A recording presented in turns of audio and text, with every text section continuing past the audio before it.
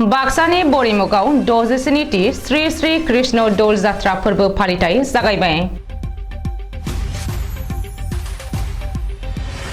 हादोर नाङैनो दाब दाब जायगायाव दिनैनिफ्राय दौल फोरबोखौ फालिनाय बायदिनो बाक्सानि बरिमुगावबो सानब्रैनि बायदि मेहेरगोनां हाबाफारिजों दिनैनिफ्राय दौल जात्रा फोरबो फालिथाया जागायबाय।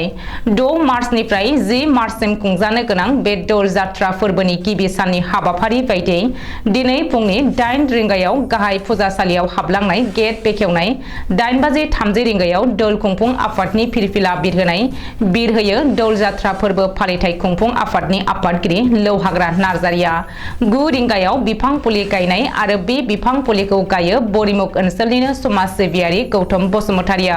9:30 रिंगायाव मुंख्लंफोरनो बिबार बावनाय, खाम्फायाव बिबार बावजेनो मनमथ कलिताया। 10:30 रिंगायाव सिबिसालि मन्दिरनि नांलाखौ बेखेवनानै होयो बिटिआरनि मावफुं सोद्रोमा घनश्याम दासआ।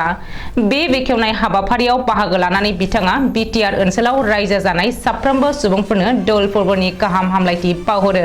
लोगोसे दौल जात्रा फोरबो फालिथायाव आफादनि नेहाथारि भबेश कलिताया देग्लाय बोसोरनि 67थि दौल फोरबोआव आसाम नाङारि हारसिङै 8 आरो 9 मार्चआव केसेटजों मोसानाय बादायलायनाय हाबाफारि लानाय जादों होननानै बुंथियो। बेजों लोगोसे नायजाब दिन्थिफुंनाय, धुलिया भगवत पाठ फरायनाय बायदि हाबाफारि फोरबोखौ दिन्थिफुंनो लानाय जादों होननानै बुंथियो। मख'जाथावदि फोरबो फालिनायनि जोबथा एबा 10 मार्चआव गोदान गोजाम मुंदांखा मेथाइ रोजाबगिरि कनकलता नार्जारि, भास्कर दास, रमेन दैमारि, अभिजित कलिता, शुक्लेश्वर बर', सेबालि बसुमतारि मोना अखाफोर थमब्लेट मेथाइ रोजाबगोन होननानै फोरबो सामलाय आफादा मिथिनो होदों।